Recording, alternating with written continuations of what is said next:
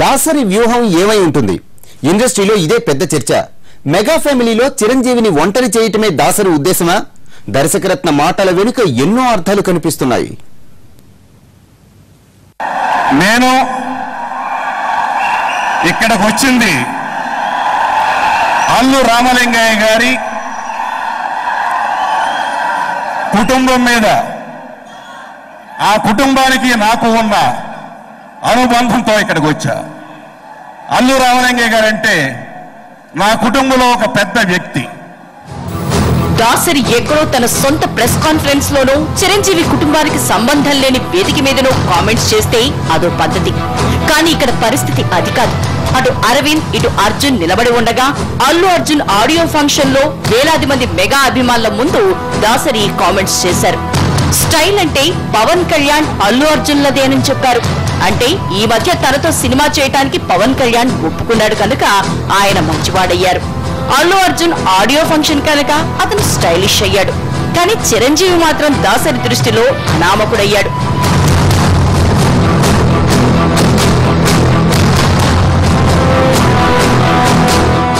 ఒక ఎన్టీ రామారావు ఏఎన్ఆర్ తర్వాత అంతటి గొప్ప నటుడు 25 సంవత్సరాల పాటు తెలుగు ఇండస్ట్రీని శాసించిన ఏకైక నటుడు మెగాస్టార్ చిరంజీవి గారండి.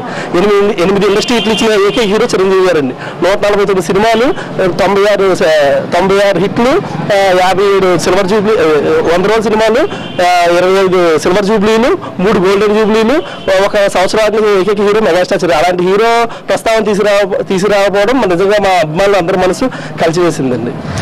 దాసరి ఇలా ఎందుకన్నాడో తర్వాత చర్చిద్దాం. కానీ ఆ వేదిక మీద ఉన్న అల్లు అర్జున్ కానీ అల్లు అరవింద్ కానీ అక్కడే దాసరికి ఎందుకు సమాధానం చెప్పలేదు? చిరంజీవి నీడలో తాను పైకొచ్చానని చెప్పటానికి అల్లు అర్జున్ 4 రోజులు ఎందుకు ఆగాడు? అల్లు అరవింద్ ఇప్పటిదాకా ఎందుకు పెదవి విప్పలేదు? ఎప్పుడు అన్నకి అండగా ఉండే నాగబాబు సైతం తెర వెనకే ఎందుకు ఉండిపోయాడు? ఇండస్ట్రీలో చిరంజీవి వెంట ఉండే సైన్యం, ఇతరితర పెద్దలు కూడా దాసరి వ్యాఖ్యల్లో అంతరార్థంపై ఎందుకు మౌనం వహిస్తున్నారు? చివరికి 4 రోజుల తర్వాత మరో సినిమా ఆడియో వేదికపై కానీ అల్లు అర్జున్ దీనికి సమాధానం చెప్పలేకపోయాడు. నాకు పర్సనల్ గా హిస్టరీ ఉంది. ఆ హిస్టరీ పేరు మెగాస్టార్ చిరంజీవి. ఆయన ఎండలో కష్టపడితే ఆయన నీడ నుంచి పైకి వచ్చాం. ఇవాళ ఎంత పొజిషన్ వచ్చినా ఆయన నీడ నుంచి పైకి వచ్చి ఇవాళ మీ అభిమానం పొందగలిగాం. అలాంటి చిరంజీవి గారు ఏ పొజిషన్ లో ఉన్నారు? ఎవరి తర్వాత ఎవరిని అడిగితే నా వరకు, నాకు సంబంధించినంత వరకు నాకు ఎవరైనా చిరంజీవి గారి తర్వాతే.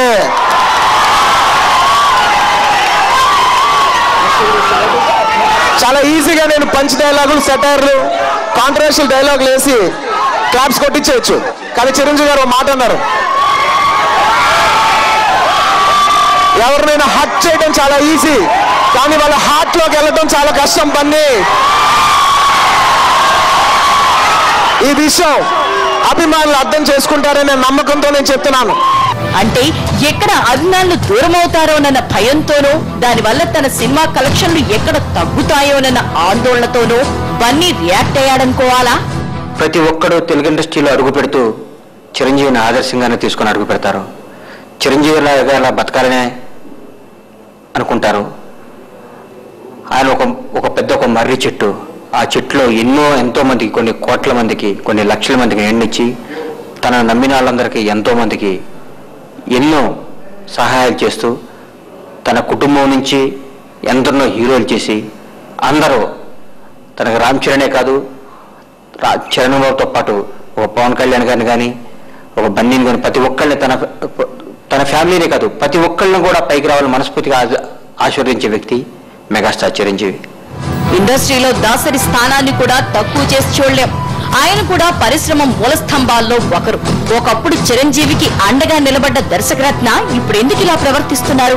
చిరంజీవి కుటుంబంలో చిచ్చు పెడితే ఆయనకేం ఒరుగుతుంది? ఇటు పవన్ కళ్యాణ్ కు అటు అరవింద్ కు దగ్గరై చిరంజీవిని ఒంటరిని చేయాలన్న దాసరి ప్రయత్నాలు ఫలిస్తాయా? అసలు చిరంజీవి నీడ లేకుండా ఇతర మెగా హీరోలు మనగలరా? నేను ఇక్కడికి వచ్చింది అల్లు రామలింగయ్య గారి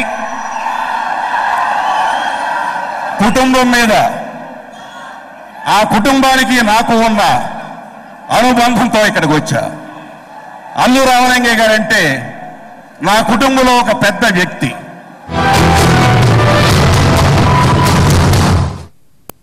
స్పెషల్ ఫోకస్ లో ఇప్పుడు షార్ట్ బ్రేక్ తీసుకుందాం.